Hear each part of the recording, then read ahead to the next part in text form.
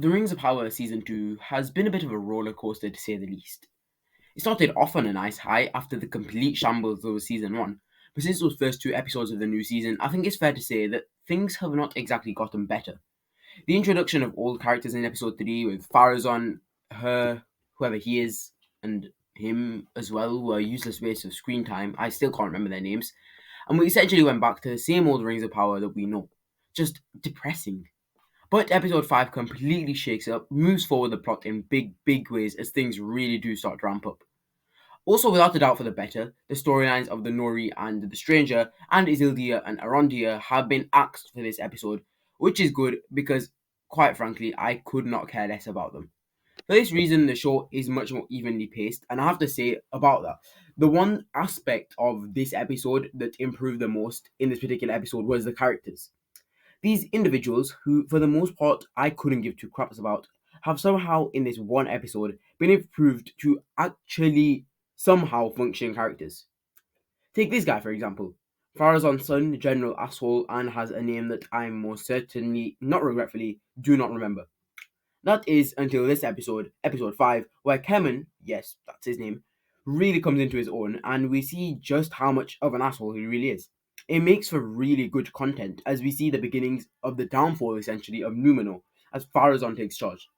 Additionally, for the first time in what has felt like an age, we received an actually well written, well directed, emotional death scene as Vlandil, Isildur's friend, is stabbed by Kemen. But putting it like that would be an injustice to Valandil, because really, when all this kicks off in Numenor, Valandil beats Kemen in a quarrel. It's an emotionally charged fight as Kemen oversteps his limits, but it ends with Valandil holding a sword to Kemen's neck, but chooses to let him live.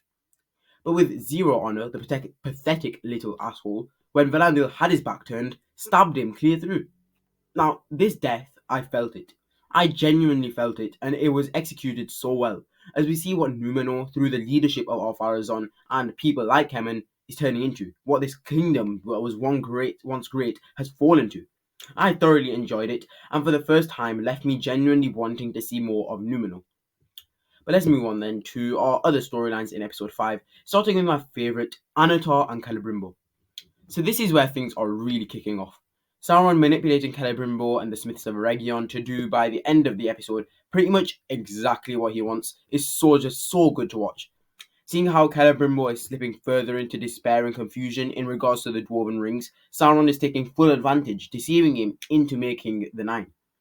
And I'd also like to just shout out Charlie Edwards for a second, the actor of Celebrimbor, because he is unbelievable as Celebrimbor.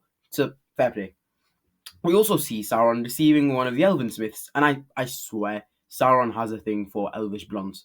This this is not a coincidence. He genuinely has a thing for elvish blondes. So yes, Sauron, the seducer, manages to keep her and Celebrimbor under his thumb, and to just sweeten the deal, we also get to see a couple of cool little Easter eggs. Especially one thing that I really enjoyed was seeing the doors to Moria. Of course, we know that they were created by Celebrimbor, and we saw those for the first time in like a little Easter egg. So yeah, this episode, especially with Annatar and Celebrimbor, it's excellent. And also for the people complaining about Annatar and Sauron and Halbrand and all of that, I think this episode really exemplified why it can work and how Rings of Power have somehow, to be honest, managed to make it work. Because Sauron essentially, he, yeah, sure, might be the same Halbrand as before, and it's like, this just looks really stupid. But the way that they've done it is that it shows really just how much of a deceiver he is, acting as an emissary of the Valar, which is what Annatar was. He has completely turned this entire smith, this entire forge, into his own little puppet show. Everyone's playing to how he wants to do it, especially Celebrimbor, such a strong elf, especially in mind and in power. So yeah, it's really, really cool from Sauron. I did enjoy watching that, and he has a thing for elvish blondes, guys. And then we have the third storyline of this episode, where, to be honest, we spend the majority of our time in episode 5, and that is with the two Durins, Prince and King, who are once again at heads. But this time it's over the use of the rings, because that's right, we have more Rings of Power in this episode, and we get to really see just what they can actually do. because one issue that you see a lot of people have with the Peter Jackson movies, even though there aren't many others, is that we don't actually really get to see the effects of the ring and just how powerful they can be, what they can do. Because one thing that we see in the Lord of the Rings is that you can disappear with it, and of course you slowly get corrupted with the One Ring, but you don't really see anything else from it because we don't get to see Sauron in full force using it. Well, with the other rings of power, not essentially the One Ring of power, we do still get to see what they can do, how important they are, and how much power they truly hold. And these aren't even in the One Ring. This is just the more minor rings, of course, not the minor rings, but still pretty important rings, and they have so much power. And yeah, that is really fun to explore. I think that's one thing that this show does really well, which I guess you would kind of expect since it's literally called Rings of Power. Because we see King Durin, even though he does get quite angry and snappy whilst wearing the ring, hints at its evil and corruption, uses the ring to help essentially save his people through opening up Khazad-dûm, letting light in for the first time since the mineshaft collapsed. And it could have been much worse had that not happened, but the ring's effects are still starting to come into play, even though there have been a huge force of positive so far. But yeah, Prince Durin is getting quite suspicious of it. But not just that, lots and lots of stuff happens in this episode, especially in Khazad-dûm.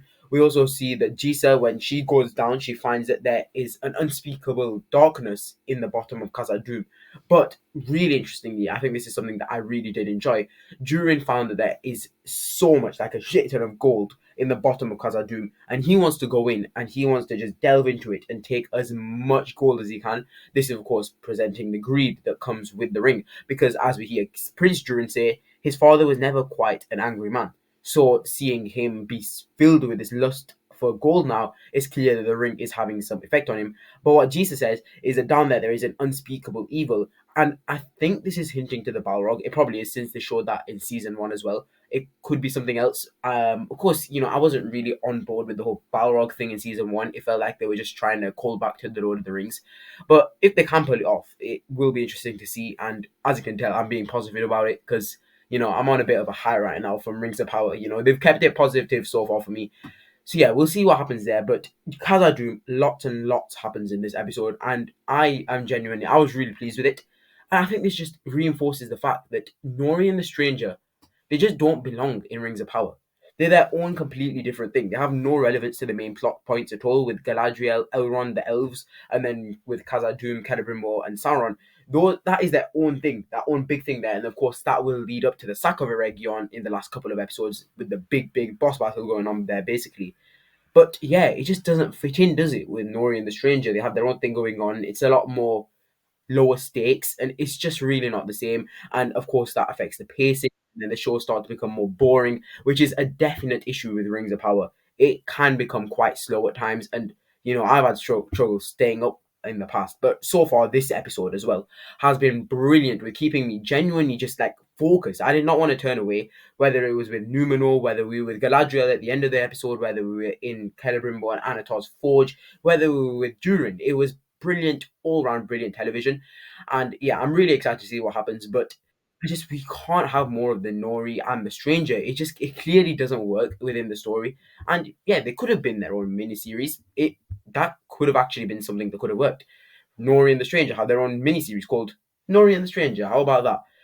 But yeah, I very much enjoyed this episode. Tell me what you think though in the comments down below. I thought it was excellent, and I really, really do hope that they continue on this streak, because Rings of Power so far has been a dodgy ride. As I mentioned at the start of the episode, it's a roller coaster. There's no doubt about it.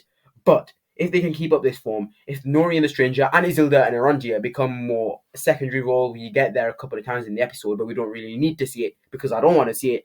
We could have some very, very interesting stuff going on, and it could genuinely get people back on board as we go into season 3.